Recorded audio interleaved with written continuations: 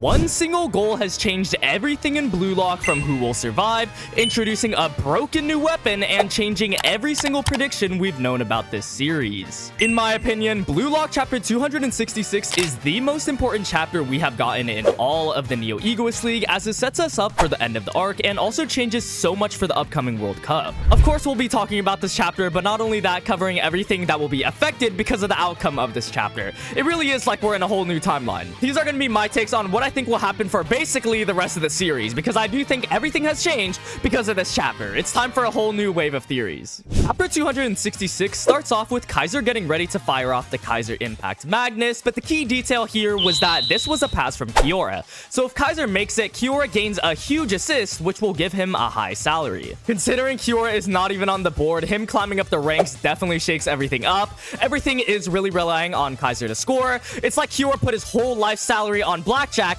He's hoping for the ace to show up. Everyone was already scratching their head at if Kiora will survive or not, and this chapter answers it. Continuing back though, Kaiser manages to get the Magnus off, even though all of the PXG Avengers assemble to stop this man. Kaiser pulling Magnus off here is actually insane. I do gotta point out one big disappointment though. It's like the sore thumb that's been sticking out the whole time.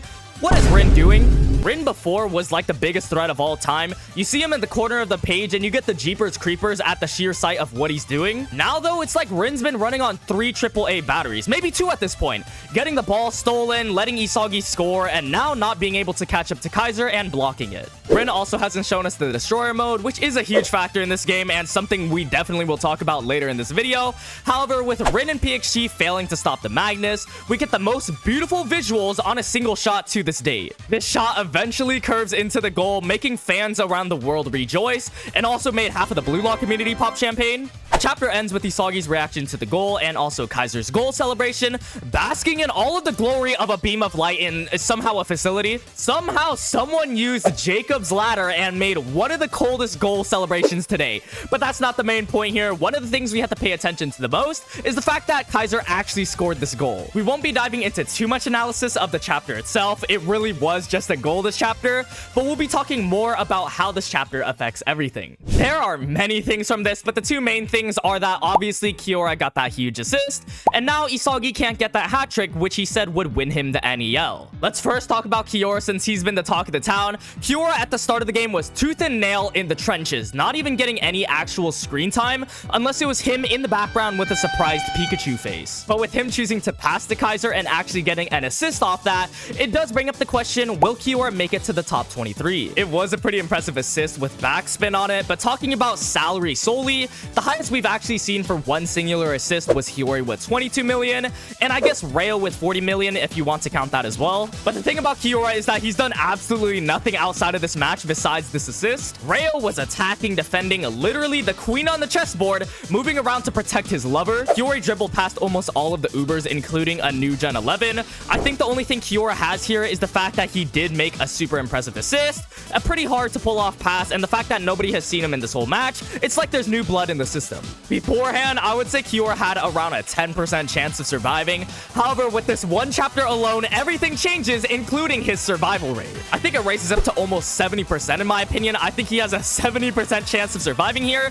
The reason why I'm getting these numbers is because we have to look at the rest of the top 23. Of course, for Kiora to survive, he needs to kick someone out of the top 23 currently, and in the top 23 are players we all already know. That's why this goal or assist really affects the rest of the NEL. The real switcheroo people for Kiora right now include Nanase, who is at the 24th spot, Raichi at 23rd. I think Hiyori is confirmed safe at this point, and then Zantetsu and Tokimitsu at the 20th spot. Let's get the ball rolling though and start with a hot take. I genuinely think Zantetsu and Tokimitsu will actually be eliminated by the end of this arc, being replaced by both Kiora and Nanase. At this point in time, Zantetsu and Tokimitsu have done literally 2 things combined, which didn't even help, by the way. Zantetsu pressed Ness, which just gave the ball to Hiyori. Everyone thought going into the PXG match, these two would be absolutely deadly. Tokimitsu may be gaining confidence being in a team like PXG, and then PXG's ringleader being Loki, who has the same weapon as Zantetsu. So for both of them to drop the ball down to the Earth's core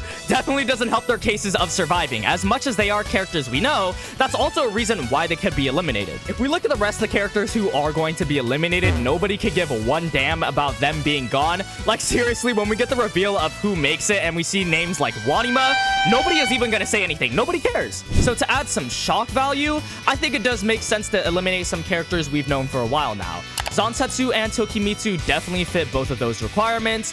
Not playing at their best, they have pretty much perfect replacements, and they're not exactly fan favorites, but characters we do remember. The reason why I say Kiora has a 70% chance of surviving and not an 100% chance of surviving is I think he still needs to do a little more in this match, which we do expect from him. He was said to be a perfect replacement for Corona, and if he is anything like Corona and can somehow start up a planet hotline with Kaiser, yeah, that's a done deal. There is also the Twilight Zone option where somehow Zansetsu and Tokimitsu get a lot of development or their times to shine towards the end of the match, which very much might happen, but I think it will be overshined by Rin's Destroyer mode. We talked about how Rin hasn't been really doing much this match. I think he is pretty much saving the cookies for when we're really hungry, because we know it's bound to happen. Destroyer mode is Rin's signature weapon, which was specifically shown in the Manshine match, so for them to not even mention it once during it, they are definitely saving it. With the score being 2-1 in Bastard's favor because of Kaiser's goal, I think the next goal will be a Rin goal with the Destroyer mode. Probably the person who is the most frustrated with the way he is playing is Rin himself, so we might start to see him turn it up and start utilizing Destroyer mode. We all do expect a goal from the current number 1, so by outplaying Bastard and specifically Isagi and Kaiser, I do think Rin will tie up the match 2-2. It all really does come down to the last goal, who will win the NEL between PXG and Bastard, and who will literally win the NEL between Isagi and Rin. Speaking of Isagi, after having Kaiser take the spotlight with his own goal, and then Rin scoring a goal as well, making the score 2-2, probably beating him out with the Destroyer mode as well, I assume he's gonna have a hard time during this stage of the match. And because Kaiser scored that goal, it really does change everything. Isagi is not able to get that hat trick now. Is it even possible for him to win the NEL because of that? And what will happen between the rivalry of Isagi and Kaiser going into the U20? Because I know myself and a lot of people thought Isagi was just going to win the NEL, and then Kaiser will run it back during the U20 World Cup and just fade up all of Japan, making them lose. However, with this single goal alone, it changes that whole narrative. Now, can Isagi even be in the lead? Let's analyze a few things. Goal-wise between Isagi and Kaiser, they can literally only be tied at this point. Kaiser scored a goal in every single match. I don't think he will score another, so he has 4 total goals. Isagi has 2 goals in the Ubers, 1 in PXG, and potentially another goal in PXG as well, which means he'll have 4 total goals. So that means that goal-wise, which was their whole competition, if you don't remember, they're on equal terms at the end of the NEL and going into the U20 World Cup. It really seems like they scrapped the whole idea of Isagi losing to Kaiser in the U20, instead setting up the whole Kaiser and Isagi on equal terms, which makes it way more unpredictable. This single goal literally changed every single prediction about the U20 and specifically Japan versus Germany, and now it's up to Kaneshiro to see what he cooks up. But with Kaiser and Isagi out of the way, now it begs the question, how will Isagi versus Rin work out?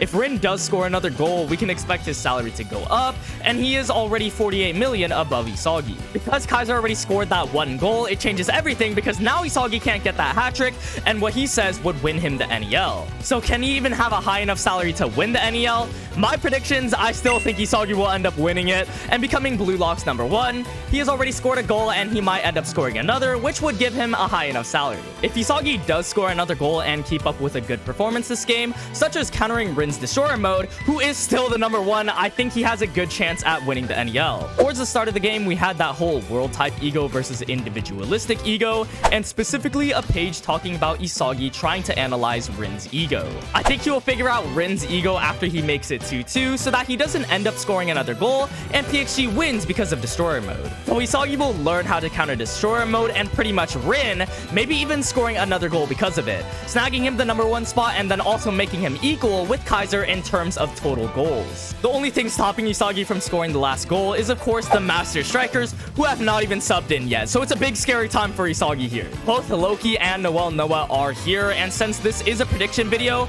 I think we'll see the substitution come in when the score is 2-2, but specifically before Isagi learns how to counter Rin's Destroyer mode. It's a pretty important detail and a theory. I'm going out on a whim here, but keep in mind Loki's Godspeed absolutely swept the floor with Isagi and BlueLock back in the World 5 match. Isagi in general has always had a problem going against absolute weapons or signature weapons. It would definitely be a good setup to show off Loki's absolute weapon some more, of course that being Godspeed, maybe even scoring a goal because of it. Because I do believe Loki is one of the final bosses of BlueLock, a character who is literally trying to go for the #1 spot, just like Isagi and the others. There's been a lot of discussion about whether Noel Noah will sub in and play for Bastard, and I actually think he will. Just not as a striker, but more as to 1v1 and shut down Loki. Just like he did with every other Master Striker, it won't be any different here. Noel Noah will go against Loki and his Godspeed. The key takeaway factor from this is I do think Isagi will analyze how Noel Noah or the #1 counters these absolute weapons like Loki's Godspeed.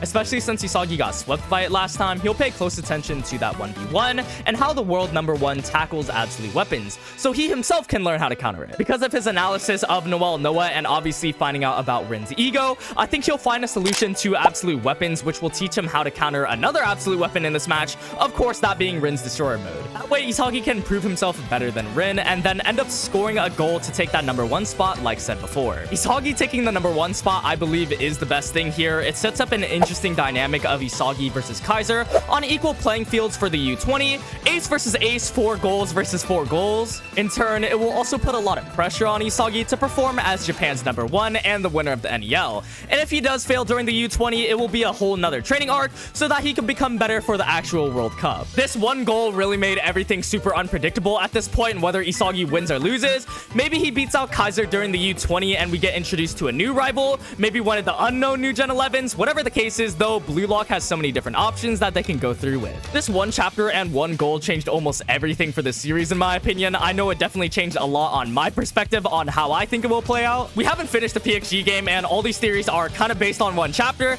and it's only been out for a few days, so take everything with a grain of salt. But let me know in the comment section down below if it changed your perspective and discussion on the topics as well. Like, will Kiyor survive? Will Isagi still win the NEL? How will the Master Strikers play? All that stuff. If you watched to the end though, thank you guys so much. My name's Hiryo and I'll see you guys next one.